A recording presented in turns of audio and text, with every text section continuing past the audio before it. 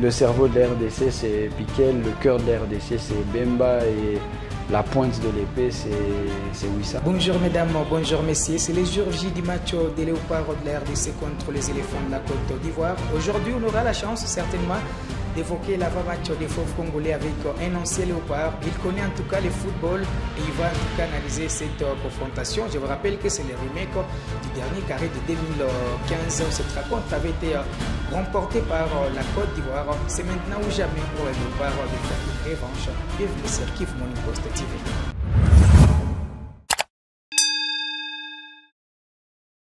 Allez, c'était un ancien Léopard. Il a joué en Belgique. Il a servi l'équipe nationale de la RDC, mais il avait pris la retraite avant les temps. Président Hugo, bonjour et surtout bonne arrivée. Bonjour Ben, merci pour l'invitation. Ça nous fait énormément plaisir toujours de parler sport avec vous, mais aujourd'hui, on va évoquer pas votre académie, mais l'équipe nationale. Vous êtes parmi ceux-là qui ont porté les maillots de la RDC. C'est d'abord une fierté, porter ces maillots. Oui, je pense que c'est un sentiment unique de pouvoir porter le maillot de l'équipe nationale. Je me rappelle que quand je le portais, quand on jouait en club, c'était déjà motivant, mais jouer en équipe nationale, tu es prêt à tous les sacrifices pour pouvoir faire quelque chose de bien pour ton pays, etc. Donc c'est une sensation unique, je dirais. Et je crois que ça m'a lié avec le pays pour toujours. Donc voilà. Vous êtes parmi ceux-là qui avaient intégré l'équipe nationale quand des binationaux déclinaient la sélection nationale de la RDC. Aujourd'hui, il y a l'engouement. Peut-on dire que ceux-là qui sont venus avant ont impacté positivement sur des arrivées que nous sommes en train d'enregistrer, déjà comme Joris Kayembe, de Simone Banza et les autres? Oui, je pense qu'aujourd'hui, le fait qu'on ait beaucoup de binationaux, ben, ça aide. Je pense au Maroc, par exemple, qui ont ces dernières années pu compter sur l'arrivée d'énormément de joueurs de classe mondiale au sein de leur effectif, comme Ziyech, Amrabat, etc., qui sont aussi d'origine, qui vivent et qui ont grandi dans des pays comme la Hollande, etc. Et en fait, aujourd'hui, la RDC, on a un potentiel humain qui se retrouve dans les quatre coins du monde, et c'est bien quand notre équipe nationale a besoin d'eux, qu'ils se fédèrent derrière le drapeau. Je pense que le football aujourd'hui est en train de changer, cette dimension aussi d'appartenance est en train de changer. Les joueurs maintenant ont tendance plus à revenir vers leurs origines. Le Maroc nous a influencés, mais d'autres pays aussi, comme l'Algérie, etc., le Sénégal, la Côte d'Ivoire, ont été des pays précurseurs. Aujourd'hui, les conditions sont sûrement meilleures en équipe nationale et ça encourage tous ces binationaux à revenir. Je pense que des fois, il y avait des gens qui faisaient le choix de revenir de venir en équipe nationale parce qu'ils n'avaient pas d'autres possibilités. Et aujourd'hui, c'est le contraire. Quand on voit le jeune Sadi, qui par exemple de l'Union Saint-Gilloise en Belgique, qui a le choix d'être en équipe nationale belge, mais qui dit non, moi j'ai envie de servir la Porter n'a RDC. pas été retenu. Oui, mais quand même, il dit non, je veux jouer pour la RDC. Déjà, quand vous voyez ça, vous comprenez que les années qui vont suivre vont être très belles pour le football congolais. Croyez-vous que ces parcours réalisés par les Congolais va une fois de plus influencer sur d'autres arrivées? Oui, bien sûr, parce qu'en fait, quand vous voyez, disons, l'effervescence qu'il y a autour de l'équipe nationale, que ce soit localement, à l'étranger, on vous montre des images en Angleterre, des gens qui fêtent en Belgique, en France. En fait, aujourd'hui, tout le monde a envie d'être dans ce bateau-là. Tout le monde a envie de faire partie de cette fête et de servir ce pays. Donc, je pense que maintenant, on va avoir réellement l'embarras du choix, ce qu'on n'a pas eu les années précédentes. Aujourd'hui, je suis sûr qu'il y a beaucoup de Congolais qui veulent revenir jouer pour la RDC. Ces pays, la RDC, ce pays est passé d'un outsider à un favori. Vous étiez parmi ceux-là qui étaient en tout cas optimistes sur ces parcours qu'ils sont en train de réaliser aujourd'hui. Oui, moi je pense que dès le début, en tout cas si vous regardez dans mon entourage et les gens qui m'ont même interviewé ou posé des questions sur ça, dès le départ, il y a eu un moment où j'ai commencé à dire que la RDC était en train de se relever footballistiquement. Je crois que la première des choses, ça a été les réaménagements qui ont été faits à la fédération. La deuxième des choses, c'était à un moment donné l'image de l'équipe nationale aussi, par ses médias officiels qui a été retravaillée. Ouais.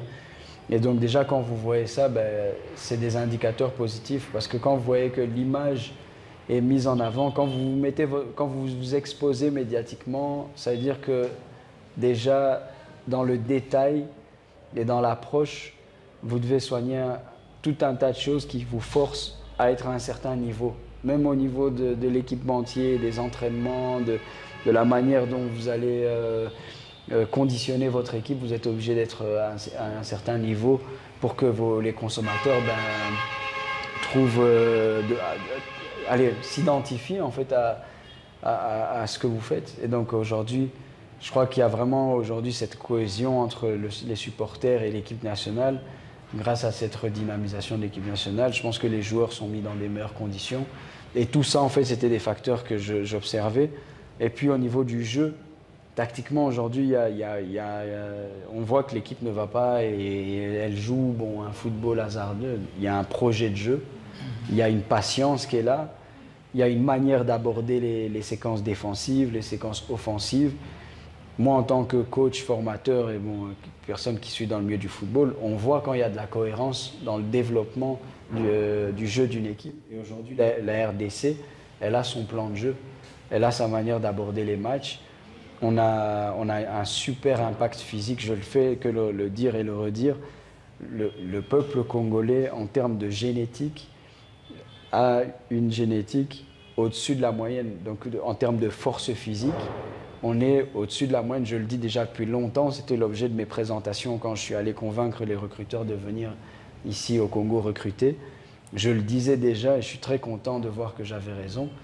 Les joueurs congolais, le peuple congolais a des prédispositions physiques au-dessus de la moyenne mondiale. Donc ça veut dire qu'à un moment donné, quand les joueurs sont bien préparés, mis dans les bonnes conditions, on voit ce qu'ils ont fait au Maroc, ils les ont dominés physiquement. Les Égyptiens, c'était des gaillards, ils les ont dominés. Même chose pour la Guinée. On voit très bien qu'à un moment donné, il y a une rupture physique qu'on observe de l'autre côté. Et quand vous regardez les Congolais, même à 120 minutes, ils peuvent continuer à pousser. Et c'est assez impressionnant de voir notre équipe nationale à ce niveau-là. Mais c'est un projet, c'est pas du hasard. C'est un projet, c'est quelque chose qui a été mis en place. Donc voilà, je pense que si dans tous les secteurs on pouvait se comporter de la même manière, le Congo serait ce qu'il devrait être aujourd'hui. Donc je pense que l'équipe nationale aujourd'hui, c'est quand même... Comment expliquer ? On doit se sentir absorbé et influencé par cette dynamique pour plein de choses. Voilà. Alors pour finir, on va maintenant évoquer les matchs de ce mercredi, RDC contre Côte d'Ivoire. Un très grand duel. Vous avez joué au haut niveau. Vous savez comment les joueurs préparent un match avec tout ce qu'il y a comme pression. Comment est-ce qu'on gère en tout cas cette pression d'abord du public, mais également des joueurs lui-même? Bon, la pression, on ne sait pas l'éviter. Hein. La pression, c'est quelque chose avec laquelle il faut, comme vous l'avez dit, il faut gérer. Je pense que tout le monde a sa manière de la gérer. Il faut se connaître d'abord soi-même. C'est quelque chose qu'on ne peut pas appliquer. La manière dont vous allez gérer votre pression, ce n'est pas la même dont moi je vais gérer la mienne. Je pense qu'il faut que le staff et que les joueurs fassent preuve de professionnalisme pour pouvoir avoir la bonne dynamique. Je crois que la pression, elle est plus du côté ivoirien parce qu'ils sont chez eux, ils ont la pression du public, etc. Je crois que c'est une équipe qui est dans un moment de faiblesse, donc c'est le meilleur moment où il faut... On les affronte au meilleur moment. Maintenant, comme vous avez dit, tout va se passer c'est la préparation. En fait, c'est la préparation qui va être, qui va être décisive pour tout le monde. Donc, je crois que pour répondre à votre question plus précisément, il y a des gens qui vont s'endormir à 2 heures du matin, il y en a d'autres qui vont s'endormir un peu plus tôt, mais tout est dans la manière dont on se gère. Moi, par exemple, quand j'étais joueur, pour vous mettre dans le bain un peu, je sais qu'à un certain moment, j'allais plus répondre à mon téléphone. Tu évites d'être en contact avec certaines personnes qui pourraient t'énerver. tu évites de manger des choses qui pourraient t'encombrer parce que tu sais que tu n'as pas envie de mal dormir, d'avoir un sommeil pesant. Ouais, ça se joue sur des détails, en fait, la préparation. C'est ça que je dis. Aujourd'hui, on a ce niveau de professionnalisme, on le voit. Si vous avez un match la veille, vous savez qu'il y a des choses que vous allez éviter de faire, etc. Donc tout ça, c'est un travail aussi. Parce qu'il faut se dire, OK, à telle heure je fais ça, à telle heure je fais ça, à tel moment je mets complètement mon téléphone de côté. Et c'est comme ça qu'on prépare un match, en fait. Ce n'est pas des choses bien compliquées. Il y a des gens qui vont prier, il y a des gens qui vont peut-être jouer à la PlayStation pour se détendre, d'autres qui vont lire un livre. Bon, chacun a sa manière d'aborder. Moi, personnellement, comme je dis, j'allais mettre mon téléphone de côté, j'allais plutôt essayer de repenser au match, ce que je vais devoir faire. Parce que, en fait, les coachs vous donnent toujours des consignes, par exemple. Ils vont dire, par exemple, pendant le match défensivement, vous allez devoir être à tel niveau, à telle hauteur sur le terrain. Vous allez devoir couvrir à tel endroit. Quand en récupération de balle, vous allez devoir courir vers telle zone, parce que c'est là-bas que le milieu de terrain va vous chercher. Vous savez que quand vous allez avoir le ballon, vous allez avoir la solution peut-être de l'attaquant qui décroche, à qui vous allez donner le ballon, et puis il faudra aller chercher la profondeur dans son dos. Donc vous vous répétez tout ce que vous avez travaillé tactiquement, en fait. Donc moi, par exemple, je me replongeais, je me disais, OK, je sais que si j'ai le ballon là, j'ai telle solution, telle solution, telle solution. En fait, on le sait avant le match, parce qu'on a tellement travaillé ça que ça devient des automatismes. Donc avant même de recevoir le ballon, vous savez que dès que vous allez avoir le ballon, votre coéquipier va réagir, il va se positionner là, l'attaquant va venir vers vous, de l'autre côté, il y en a un qui va faire un appel et vous savez que vous avez les 3 solutions. Et donc vous répétez ça dans votre tête jusqu'à ce que ça soit comme quand vous arrivez à votre examen, vous déroulez, quoi. Et donc voilà, c'est comme ça qu'on prépare un match. Allez, pour finir, qui de tous les joueurs congolais vous a marqué depuis le début de ces parcours? Franchement, retenir qu'un seul, ça ne serait pas bien pour les autres. Je peux peut-être citer... Ouais, vous avez les choix. Oui, je peux citer... Yohan Wissa, parce qu'il est d'une très grande générosité sur le terrain. Il fait une très belle compétition. Et je le savais aussi qu'il ferait une très grande compétition. J'en étais persuadé. C'est un joueur qui a vraiment qui a un jeu percutant, qui donne le ballon aux bons endroits, qui défend correctement aussi, qui a encore Charles Piquel aussi, qui a une très grande générosité dans le milieu de terrain. En fait, je me mets à la place des équipes adverses. Vous devez d'abord traverser le milieu de terrain où vous avez des joueurs qui physiquement sont impressionnants, qui courent partout. Et puis quand vous arrivez en défense, vous avez des monstres comme Inonga, Bemba, Maswaku, etc. Comment il s'appelle? Oui, exactement. Voilà. Donc, Piquet, il fait un énorme travail parce qu'il est vraiment box-to-box. On le retrouve en défense, en attaque. Et puis, c'est un cerveau pour la RDC. En fait, aujourd'hui, Piquet, c'est vraiment l'ordinateur de la RDC, quoi. C'est vraiment lui qui distille le jeu, qui temporise. Et en plus de se battre, c'est un joueur... En fait, on dit parfois, on le voit peut-être pas assez, mais le travail de l'ombre est souvent le plus lumineux. Donc celui que vous ne voyez pas forcément parce que ce n'est pas un talent exceptionnel, enfin, ce n'est pas le gars qui va nous faire des passements de jambes et dribbler tout le monde, mais en termes de cerveau, c'est vraiment lui aujourd'hui qui fait jouer la RDC. Après, bon, Chancel Bemba aussi, ce qu'il fait, bon, allez, avoir un gars comme lui avec soi, c'est vraiment le genre de joueur que tu préfères avoir avec toi que contre toi, parce que c'est un monument, quoi. Même quand sa phrase la justice de Dieu, il y en a.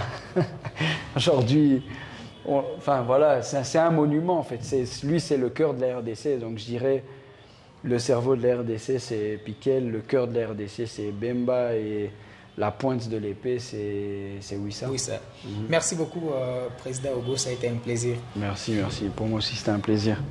Allez, ça sera tout pour cette production aujourd'hui. Nous étions avec un ancien léopard, Hugo Kasugu, qui a beaucoup joué en Europe. Aujourd'hui, il est président et manager d'une école de football évoluant dans la partie orientale du pays. C'est une école de foot qui a déjà vendu plusieurs joueurs qui évoluent dans différentes équipes en championnat national de la première et de la deuxième division, mais également sur le continent africain, sans oublier l'Europe. On se fixe rendez-vous très prochainement, ça sera avec ce même plaisir.